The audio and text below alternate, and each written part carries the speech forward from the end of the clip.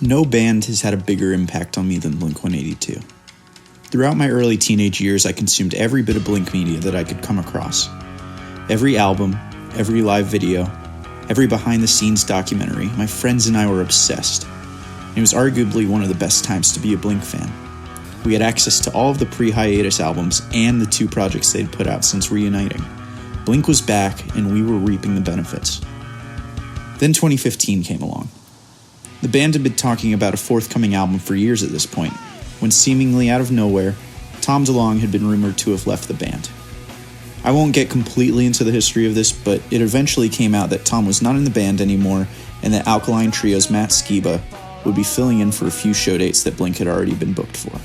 This led to Skiba becoming an official member later that year, and they went into the studio to finally begin writing their 7th studio album.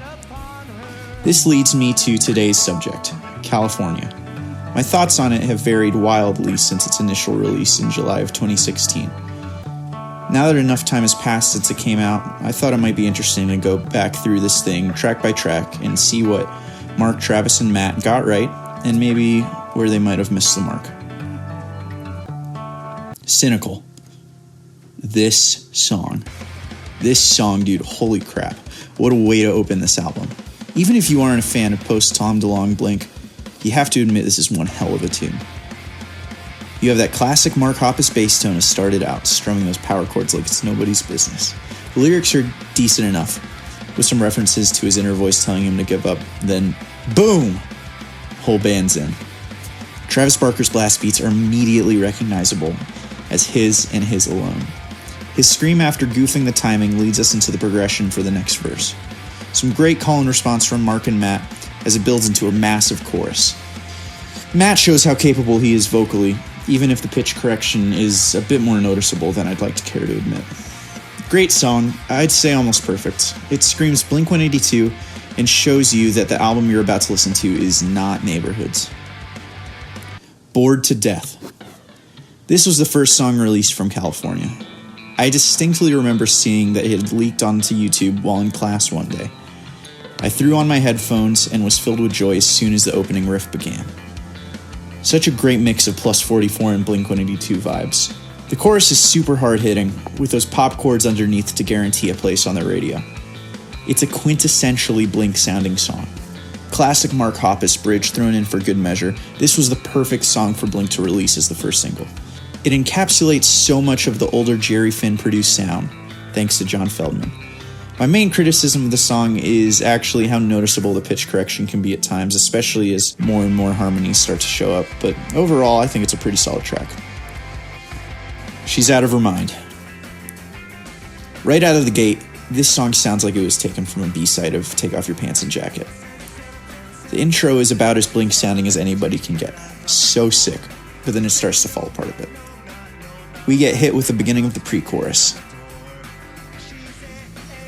This feels more akin to something you'd hear in a 5 Seconds of Summer song, which is definitely not a bad thing. I like that band. But it's one of the first hints that this isn't the Blink-182 you grew up with.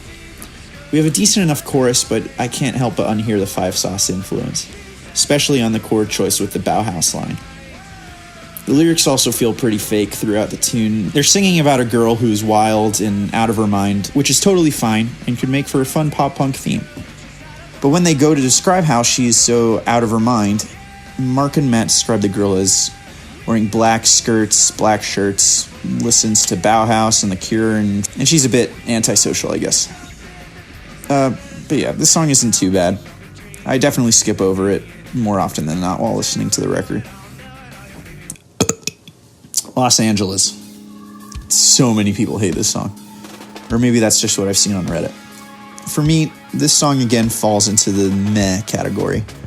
Although I do like it quite a bit more than the previous track. It's quite a bit darker and more experimental than the rest of the album, which is definitely a plus for me. One of the biggest choruses on the whole project, great bridge, and Matt's voice sounds great on it. The whole song kind of sounds like a Fall Out Boy song post 2013, so take that as you will.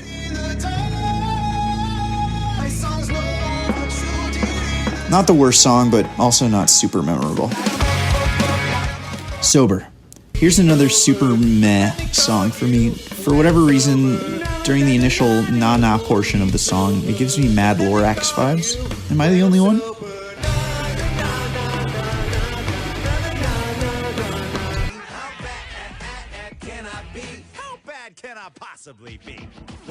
Overall, the tune kind of has a pop country sound that I'm not big on.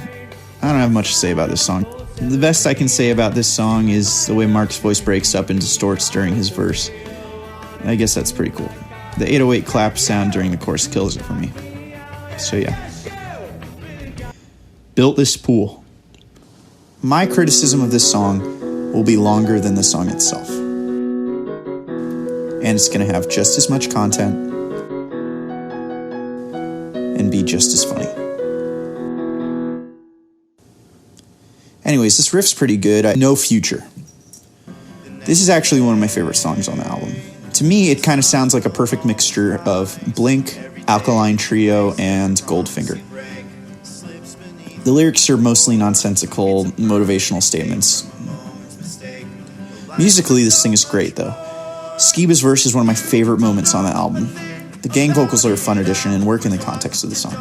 Also, fun fact, I was the first person in the world to cover this song, so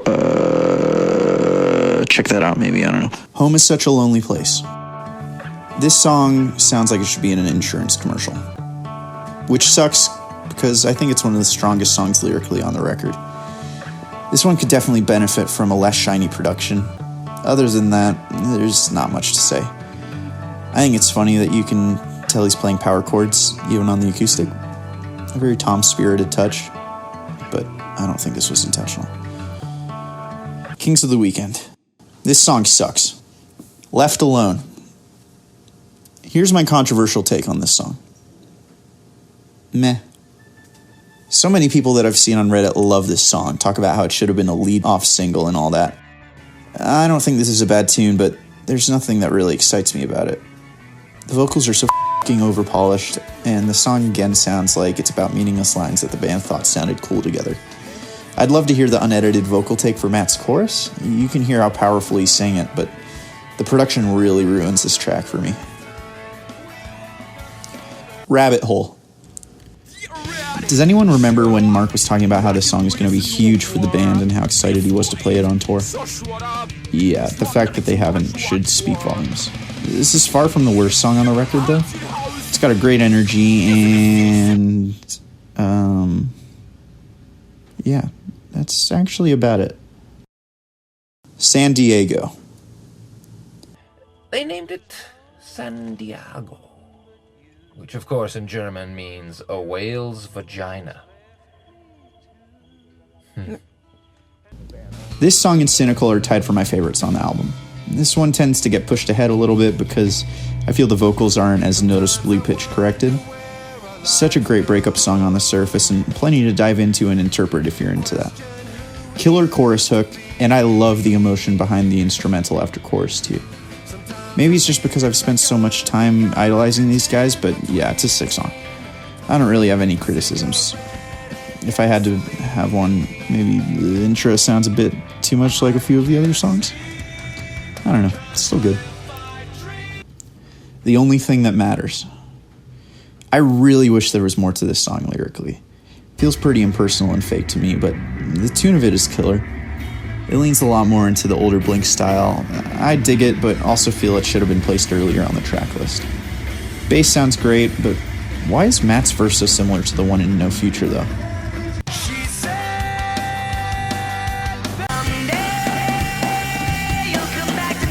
Whatever, this song is good, but not great. And unfortunately, that's actually all it takes to be one of the best songs on the record. California. This sounds a lot like new All Time Low. I also think I like it about as much as I've liked any All Time Low songs released in the last 8 years.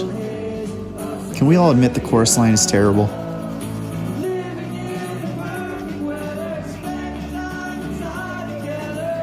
I don't really want to talk about it anymore. Thank God this album's over. Bohemian Rhapsody. Why?